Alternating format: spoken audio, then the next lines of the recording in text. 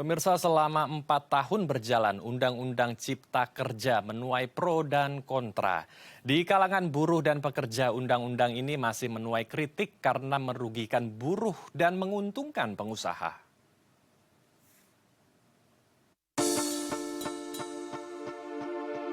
Pengesahan peraturan pemerintah pengganti Undang-Undang Nomor 2 Tahun 2022 tentang Cipta Kerja atau Perpu Ciptaker menjadi undang-undang yang diwarnai berbagai pendapat.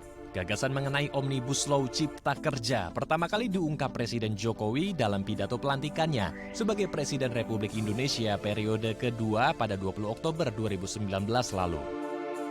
Dalam perjalanannya, Undang-Undang Cipta Kerja dinyatakan inkonstitusional bersyarat oleh Mahkamah Konstitusi atau MK, dan rancangan aturan ini menuai penolakan lantaran dikhawatirkan merugikan kaum pekerja dan menguntungkan pengusaha. Meski demikian, pada akhirnya Dewan Perwakilan Rakyat atau DPR RI tetap mengesahkan Perpu tersebut menjadi undang-undang pada 5 Oktober 2020 lalu dan berlaku pada 2 November 2020. Hal ini pun menuai kritik dari berbagai pihak, mulai dari kalangan buruh, akademisi, hingga mahasiswa. Lalu hingga saat ini, apa saja dan bagaimana dampak Undang-Undang Cipta Kerja bagi pekerja? Ya, untuk membahas lebih lanjut kita telah terhubung langsung dengan Ahmad Nur Hidayat selaku ekonom dan pakar kebijakan publik. Kita langsung sapa narasumber kita. Selamat siang Mas Ahmad, Assalamualaikum. Apa kabar di sana Mas? Selamat siang, Waalaikumsalam, kabar baik, salam Hari Buruh. Salam Hari Sehat. Buruh, luar biasa sehat ya, Alhamdulillah. Kita langsung saja membahas diskusi kita tentang menakar Undang-Undang Cipta Kerja bagi buruh. Karena ini menuai pro dan kontra menjadi polemik hingga saat ini. Kalau dari kacamata Mas Ahmad sendiri, bagaimana melihat dampak Undang-Undang Cipta Kerja bagi buruh kita? Dan bagaimana juga melihat kesejahteraan buruh kita sampai hari ini? Ya, terima kasih ya. Kalau kita lihat Hari Buruh 2024 ini ternyata masih diwarnai dengan narasi yang sama, yaitu menolak undang-undang yang sudah ditetapkan 4 tahun yang lalu, yaitu Undang-Undang Omnibus Law Cipta Tenaga Kerja ya. Artinya sepanjang 4 tahun ini ya, buruh masih khawatir ya dengan Undang-Undang Cipta Tenaga Kerja ini. Kenapa? Karena memang undang-undang ini menurut kacamata buruh tidak memberikan kesejahteraan sebagaimana undang-undang yang sebelumnya nomor 13 tahun 2003 ya.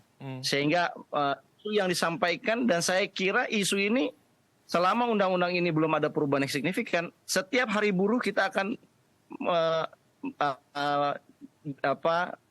akan menerima narasi yang sama dari buruh, yaitu menolak Undang-Undang Cipta Tenaga Kerja. Nah, saya kira penolakan mereka ya cukup beralasan, apalagi di tahun 2024 ini. Kita tahu bahwa harga-harga kenaikan pangan naik ya, bulan lalu harga sembako naik, harga beras naik, sementara upah mereka kenaikannya tidak signifikan. Kalau kita lihat misalnya UMP buruh 2024 ini di rata-rata nasional itu hanya di bawah 5%. Padahal kalau kita lihat kenaikan volatile food ya di semester pertama triwulan pertama 2024 ini itu di atas dari 5%. Jadi artinya upah buruh itu belum bisa mengkompensasi kenaikan dari bahan pokok. Nah, Undang-Undang Cipta Tenaga Kerja ini ya menjadi dasar kenaikan yang hanya di bawah 5% itu. Ya di mana kenaikan memperhitungkan inflasi memang, tetapi inflasi yang diperhitungkan itu bukan inflasi yang saat ini mereka terima, tapi inflasi masa lalu, inflasi tahun kemarin, yang kemudian dikalikan dengan pertumbuhan ekonomi, itu pun tidak bulat dengan pertumbuhan ekonomi karena dikalikan dengan indeks tertentu. Nah, saya kira perhitungan seperti itu belum cukup membuat buruh setidaknya bukan hanya sejahtera ya, tetapi belum cukup untuk meredam dampak kenaikan yang terjadi saat ini.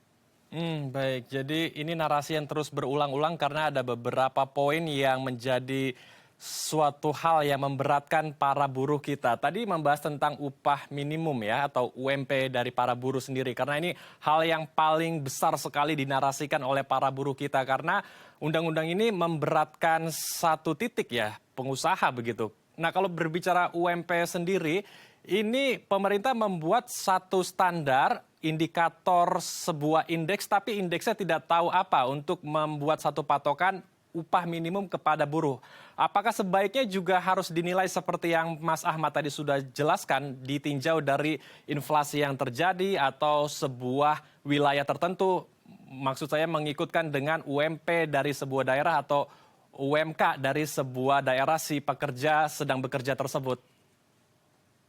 Iya, sebenarnya tuntutan buruh ini kan di hari buruh ini kan mereka merenungkan dengan nasib mereka dan mereka berharap adanya kesejahteraan yang lebih baik. Ya, tetapi kalau kita lihat bagaimana rumusan pemerintah mengenai upah minimum regional, UMP atau UMK, itu kan sudah sangat rigid ya. Dulu itu melibatkan Dewan Pengupahan. Dewan Pengupahan itu tripartit, ada buruhnya, ada pengusahanya, ada pemerintahnya. Jadi didiskusikan dalam mekanisme rapat. Kalau sekarang ini sudah pendekatannya matematik.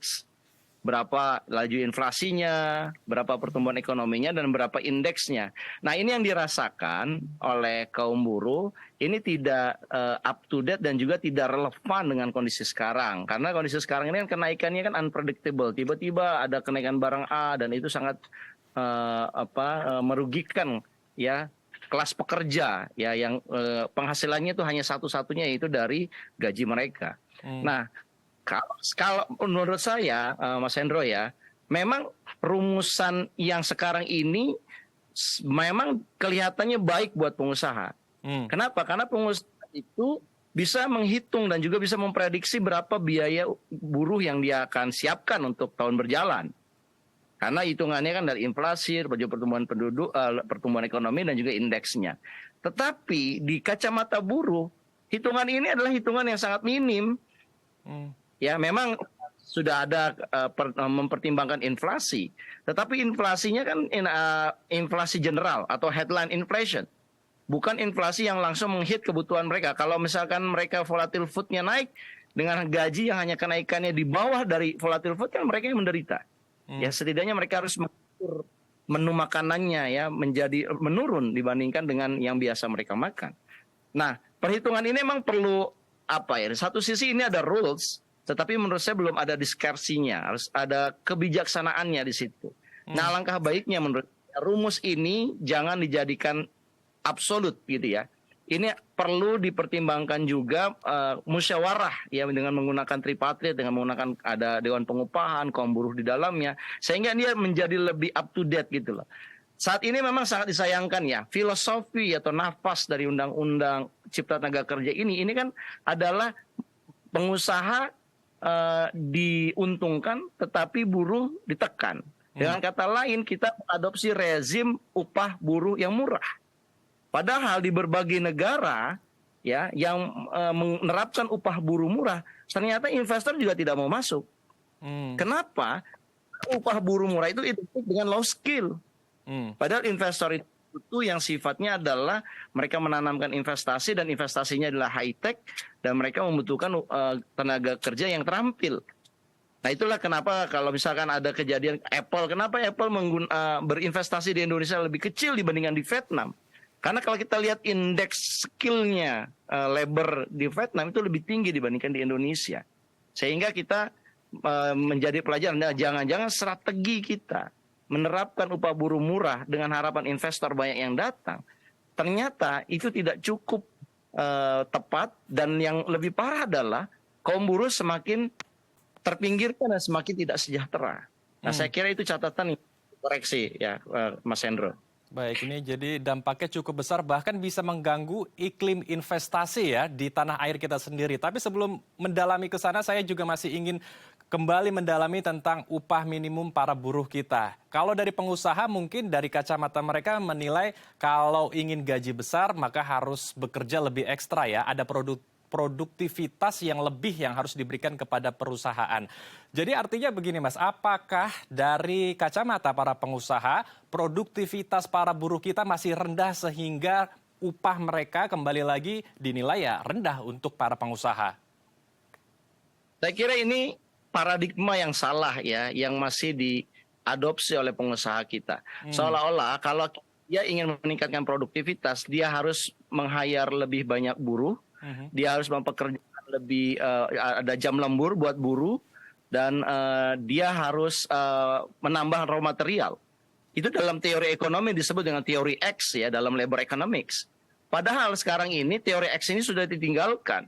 Kita masuk ke teori Y sebetulnya, di mana kalau kita ingin memproduktivitas, maka kita perlu membuat satu ekosistem yang baik buat buruh itu, supaya buruh bekerja itu bukan hanya iming-iming upah, tetapi dia ada aktualisasi diri di situ, sehingga dia memberikan potensi atau kapasitas maksimumnya untuk perusahaan.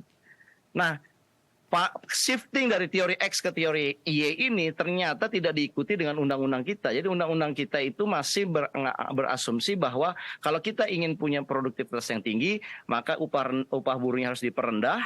Dengan upah buruh diperendah, berharap banyak buruh yang bisa direkrut oleh pengusaha, sehingga banyak orang yang bisa bekerja dan sejahtera. Nah, saya kira ini satu paradigma yang membutuhkan waktu ya untuk perubahannya. Apalagi kalau kita lihat teknologi yang berkembang, yang tumbuh tinggi di pasca COVID ini kan adalah teknologi yang sifatnya industri high tech, ya, internet, AI things tadi termasuk AI, Microsoft datang. Sementara industri-industri ini kan membutuhkan pekerja-pekerja yang terampil, yang mereka tidak mempermasalahkan masalah upah.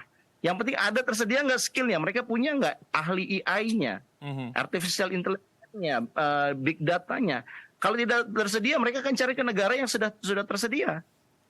Nah, jadi persoalannya sekarang adalah paradigma yang lama ini diadopsi yang sebetulnya sudah ketinggalan. Nah, muncullah kemudian gelombang pengusaha-pengusaha yang mau berinvestasi itu ya tidak menjadikan Indonesia sebagai prioritas utama, padahal upah buruhnya sudah murah, padahal sudah ada istilahnya kemudahan buat pengusaha kalau dia tidak mem-PHK ya, ingin mem-PHK karyawan, dia tidak harus dibebankan terlalu mahal, tetapi toh investornya nggak juga datang. Jadi menurut saya kita ini salah baca, policy labor kita salah baca. Dia kira ini masih industri yang lama di mana orang diiming-imingin dengan buruh murah mau datang, padahal ini sudah totally different. Sekarang ini orang pengen datang ke satu negara yang banyak tenaga kerja terampilnya secara digitalisasi, sehingga mereka mengembangkan bisnisnya di masa depan. Baik, menarik sekali perbincangan kita. Saya juga ingin mendalami poin yang lain, yaitu terkait tentang kontrak dan outsourcing yang ini juga menjadi persoalan besar, menjadi polemik yang sangat luar biasa bagi para buruh kita. Tapi usai jeda ya Mas Ahmad, kita akan break terlebih dulu. Baik pemirsa, jangan kemana-mana karena kami akan kembali sesaat lagi.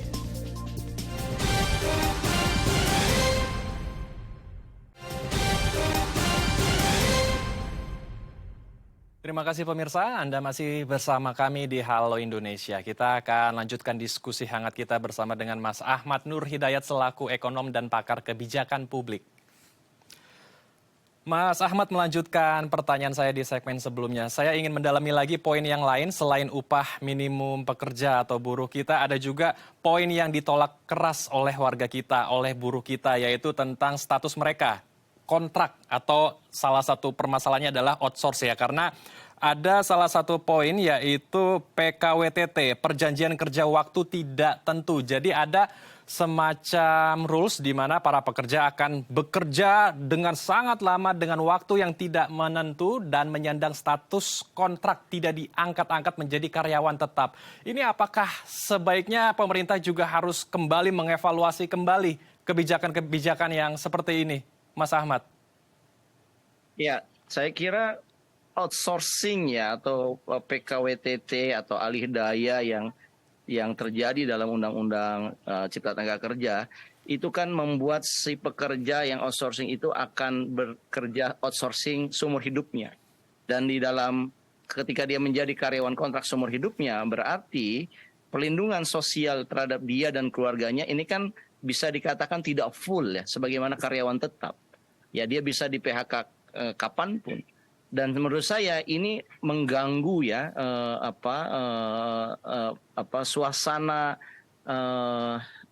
nurani kita. Kok bisa ada orang yang perlindungan sosialnya itu dia sama-sama bekerja di satu perusahaan, tapi karena dia adalah pekerja alih daya atau outsourcing, perlindungan sosialnya dia itu adalah tidak full sebagaimana orang yang bekerja sebagai pekerja tetap di perusahaan itu. Sehingga menurut saya ini malah menimbulkan adanya kecemburuan sosial di antara para pekerja di satu perusahaan. Bukankah kalau ada ketimpangan itu sistem ekosistem bekerja jadi tidak sehat? Dan menurut saya kan kalau kita mengacu pada undang-undang yang lama ya, kalau PKWT pun atau PKWTT pun diperlukan, itu kan ada dikasih batasan, dia maksimal 3 tahun dan diperpanjang 2 tahun, jadi dia bisa bekerja 5 tahun. Tapi setelah itu dia harus jadi karyawan tetap. Ya, dan apa istilahnya lebih baik yang lalu menurut kacamata kaum buruh dibandingkan dengan yang lama gitu.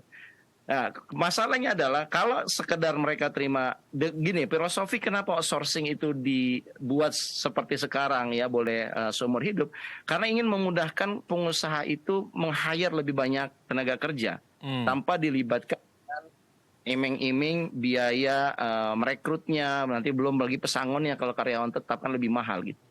Nah, tetapi persoalannya adalah kalau pengusaha itu dengan undang-undang ini meng-hire tenaga kerja, mungkin kita bisa sedikit happy lah.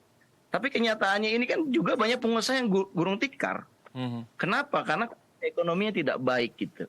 Nah, memang yang diuntungkan akhirnya bukan lagi pekerja, tetapi adalah mereka-mereka yang pengusaha yang bertahan saat ini gitu. Karena dia diuntungkan dengan adanya, ya dia sekarang layoff aja yang tetap. Ya, kemudian dia ganti seluruh pegawainya dengan outsourcing. Itu kan akan mengurangi biaya. Padahal menurut saya solusinya dalam kondisi ekonomi yang tidak baik, jangan diserahkan sepenuhnya kepada pengusaha. Karena pengusaha dia pasti akan merugikan pekerja dengan memanfaatkan undang-undang cipta tenaga kerja. Yang harus dilakukan harusnya adalah keterlibatan pemerintah. Jadi pemerintah juga harus menolong pengusaha juga. Supaya pengusaha itu tidak melay off karyawannya hanya karena dia punya kesulitan pembayaran. Dan ini menurut saya kehadiran ya Kementerian Tenaga Kerja untuk melihat dan juga dekat dengan pengusaha, bukan dekat pengusaha dalam arti ya dia ingin menerima rentenya saja, tetapi dia harus lihat kalau ada pengusaha yang perlu dibantu, menurut saya perlu juga kemudian dibuat satu skema bagaimana kalau pengusaha ini akan melay off karyawannya, baik itu yang outsourcing ataupun yang tetap, itu dikasih insentif untuk sementara gitu. Sama seperti di dunia finance begitu. Finance kan juga kalau ada bank yang mau close ya dia ada namanya fasilitas pinjaman dari Bank Indonesia. Nah, pengusaha juga harusnya dibuat satu mekanisme seperti itu. Nah, sehingga pengusaha memanfaatkan outsourcing ini kalau seandainya undang-undang ini memang belum dicabut gitu ya. Si pengusaha ini kita bisa dorong supaya lebih banyak meng-hire tenaga kerja. Jadi kita lebih masih bisa tersenyum lah walaupun senyumnya kecut gitu ya, outsourcing seumur hidup, tetapi dia terus merekrut banyak orang. Nah, sementara kalau kita lihat angka tenaga kerja dari tahun 2023 ya tahun 2024 ini kan belum ada perubahan signifikan. Angka pengangguran kita masih di level 9%, masih tinggi gitu. Artinya undang-undang ini belum sesuai dengan yang diharapkan oleh negara kepada pengusaha, yaitu merekrut tenaga kerja lebih banyak gitu. Makanya daripada rekrutmen belum, kemudian ditolak banyak, masyarakat juga lebih banyak dirugikan, ya saya kira pemerintah perlu memikirkan kembali lah untuk merevisi Undang-Undang Omnibus Law ini, Mas. Baik, jadi pemerintah harus hadir dan merevisi Undang-Undang Cipta Kerja ini ya. Masih membahas tentang pemerintah yang harus hadir. Lalu apa yang harus dilakukan pemerintah? Sistem pengawasan seperti apa yang harus dilakukan pemerintah kepada para pengusaha agar para pengusaha ini yang memiliki berbagai perusahaan tidak semena-mena dengan buruh kita, dengan pekerja kita. Instrumen apa yang harus ada di setiap pabrik ataupun tempat-tempat buruh kita bekerja, Mas Ahmad?